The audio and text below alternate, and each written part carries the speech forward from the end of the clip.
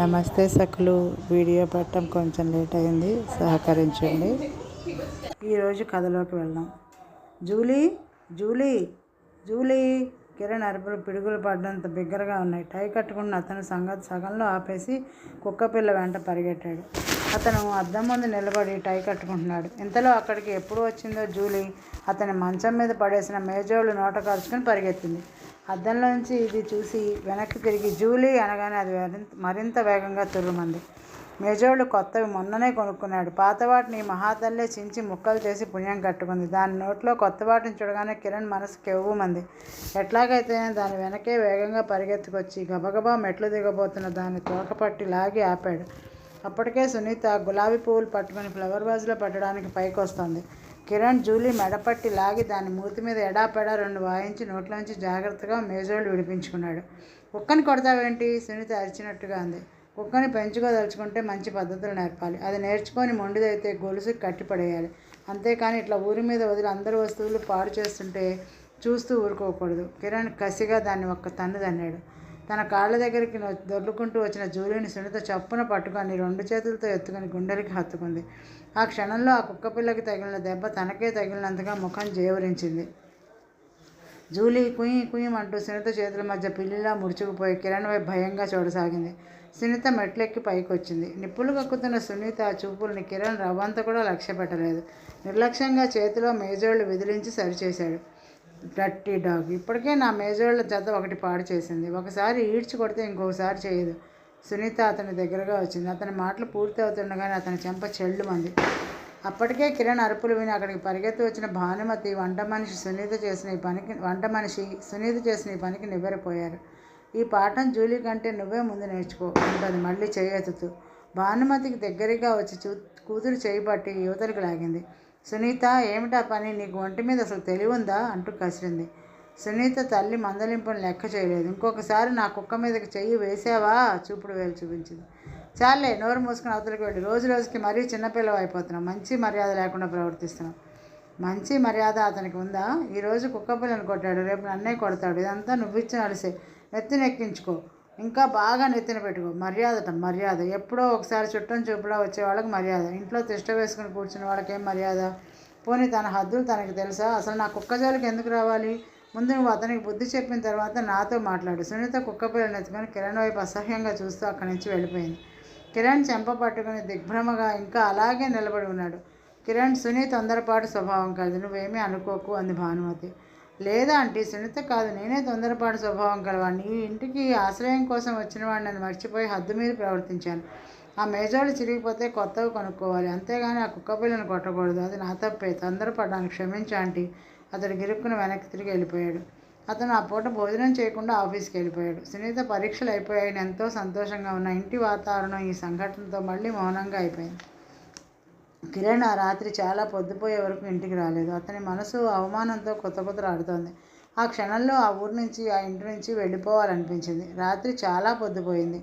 అతనికి సునీత మీద పగ తీర్చుకుంటే కానీ మనశ్శాంతి అనిపించట్లేదు. ఊరు వెళ్ళిపోతే సునీత చేసిన అవమానం స్వీకరించినట్లే అవుతుంది. ఎలాగైనా అది తిప్పికొట్టాలి. తిప్పికొట్టిన తర్వాత ఇక్కడ ఉండకూడదు. పార్కులో బెంచ్ మీద పడుకుని ఉన్న అతనికి చీకట్లోంచి దూరంగా 2 లైట్లు ఇటే వస్తూ కనిపించాయి.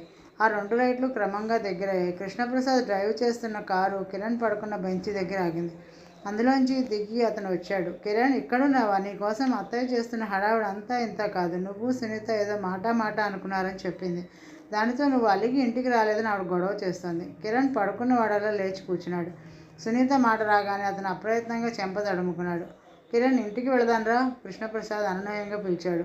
కిరణ్ రానన్నట్లు దృఢంగా తల ఊపాడు. కృష్ణప్రసాద్ దీపపు వెలుతురులో క్షణంసేపు అతన్ని పరిశీలనగా చూశాడు. కిరణ్ ముఖంలో మొండి పట్టుదల కంటే ఇంకేదో బాధ కనిపిస్తోంది. దానితో అతను మదన పడుతున్నట్లుగా ముఖం వాడిపోయి ఉంది. కృష్ణప్రసాద్ అతని పక్కనే బెంచ్ మీద కూర్చున్నాడు. చూడు, నువ్వు పెద్దవాడివయ్యావు. నీకు తండ్రి లేని దురదృష్టం కలిగింది. చిన్న వయసులో పెద్ద బాధ్యత నీ మీద పడింది. నువ్వు హుందాగా ప్రవర్తించడం నేర్చుకోవాలి. మీ అత్తయ్య జరిగిందంతా నాకు చెప్పింది. నువ్వు సునీత వైపు ఒకసారి ఆలోచించు. సునీత మాకు ఒక్కగానొక్క పిల్ల. దాన్ని గారాబంగా పెంచడంలో విపరీతం ఏమీ లేదు. దానికి ఊహ తెలిసినప్పటి నుంచి తనకి తప్ప మా దగ్గర ఇంకొకరికి ప్రాధాన్యత ఉండడం ఎరగదు. ఈ మధ్యలో నువ్వు వచ్చావు. మేము నిన్ను ఆత్మీయంగా చూస్తున్నాం. నిన్ను చూసినంత మాత్రాన దాని మీద మమకారం మాకేం తగ్గలేదని దానికి తెలియదు. అది క్రమంగా తెలుస్తుంది. నువ్వు దానితో స్నేహంగా ఉంటే ఇంకా త్వరగా తెలుస్తుంది. అది నువ్వు అర్థం చేసుకుంటే మీ ఇద్దరి మధ్య ఏ గొడవలు ఉండవు. కిరణ్ వింటున్నాడు. ఆయన చెప్పేది అతనికి బాగా అర్థమైనా సునీత మీద కోపం మాత్రం తగ్గలేదు. కృష్ణప్రసాద్ కాళ్ళు బార్లా చాపుకుని బెంచి మీద వెనక్కి ఆనుకుని కూర్చుంటూ, నీ ఇష్టం, నువ్వు రాకపోతే నేను కూడా ఇంటికి వెళ్ళను. ఇంకొద్దిసేపు అయితే మీ అత్తయ్య మనల్ని వెతుక్కుంటూ ఈ చీకట్లో వస్తుంది అన్నాడు. భానుమతి అంత పని చేస్తుందని కిరణ్కి తెలుసు. ఇప్పటికే తన ఇంటికి రాలేదని ఎంత కంగారు పడుతోందో. సునీత మీద కోపంతో అత్తయ్యను బాధించకూడదు. వెళ్దాం పద అంకుల్ అంటూ లేచాడు. వెరీ గుడ్, అలా ఉండాలి అంటూ కృష్ణప్రసాద్ చేయి చాచాడు. కిరణ్ ఆ చెయ్యి అందుకుని లేచాడు. ఇద్దరూ కారు వైపు నడిచారు. జూలీ పాలు తాగి మూతి నాక్కుంటూ సంతుష్టితో తన చిన్న సింహాసనమైన కుర్చీ ఎక్కి కూర్చుంది. అది నిజంగా సింహాసనమే. సునీత దానికి అన్ని అలంకరణలు చేసింది. కిరణ్ చుట్టుపక్కల చూశాడు. అక్కడ ఎవరూ లేరని నిర్ధారణ చేసుకున్న తర్వాత జేబులో బిస్కెట్ తీసి దానికి చూపించాడు. జూలీ వాసనలు పీల్చింది. ఆ తర్వాత ఆ బిస్కెట్ తినడానికి తనకి ఇష్టమే అన్నట్టు తోకాడించసాగింది. కిరణ్ బిస్కెట్ నోటికి అందించాడు. అది కరకరా నమిలి జూలీ ఇంకోటి ఉందా అన్నట్టు చూస్తూ తోక మరింత జోరుగా ఆడించసాగింది. కిరణ్ జేబులో ప్యాకెట్ తీసి దానికి అందకుండా పట్టుకొని చూపించాడు. జూలీ మూతి నాక్కుంటూ అతని మీదకి ఎగరసాగింది. అతను గొలుసు ఊడతీసి చేత్తో పట్టుకున్నాడు. తల వంచుకుని నడక సాగించాడు.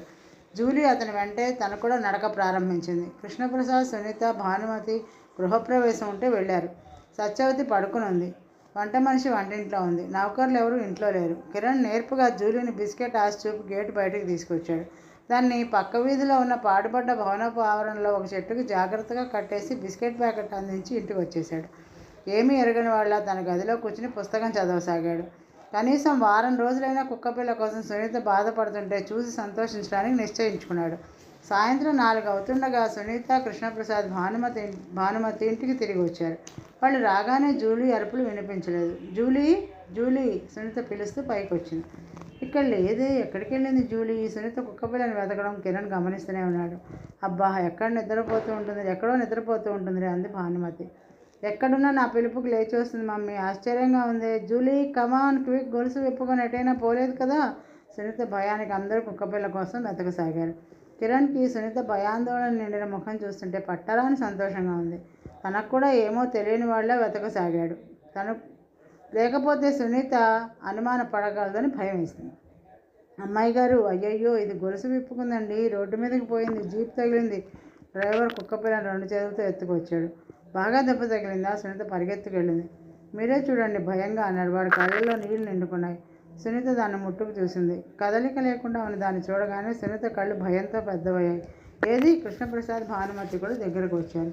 నేను చూస్తూనే ఉన్నానండి, అటునుంచి ఎటునుంచో పరిగెత్తుకు వస్తుంది. నేను జూలీ జూలీ అరుస్తూనే ఉన్నాను. ఇంతలో జీప్ వచ్చింది. నేను చూస్తుండగానే దాన్ని కొట్టుకుని గిరిగింతలు తిరిగి దూరంగా వెళ్ళి పడింది. అయ్యో, చనిపోయినట్లుందిగా అంది వంట మనిషి. కృష్ణప్రసాద్ దాన్ని పట్టుకొని చూసి అవునన్నట్టు తల ఊపాడు. భానుమతి కూతురు భుజం మీద చేయి వేసింది. మమ్మీ! సునీత తల్లి భుజం మీద తల తిప్పుకొని బావురమంది. ఆ క్షణంలో అక్కడున్న అందరి కళ్ళల్లో నీరు తిరిగాయి. ఒక్క కిరణ్ మాత్రం నిశ్చేష్టుడైనట్టుగా శిలాప్రతిమలా నిలబడి ఉన్నాడు. అతని కళ్ళల్లో నీళ్లు లేవు. వాటికంటే విపరీతమైన బాధ ఇంకేదో కనిపిస్తుంది. అందరితో పాటు సునీతతో సానుభూతి వాక్యాలు చెప్పడానికి అతనికి నోరు పెగలలేదు. మగవాన్లా చూస్తూ ఉండిపోయాడు. ఈరోజు కథ ఇంతటితో సమాప్తం అండి. నమస్తే.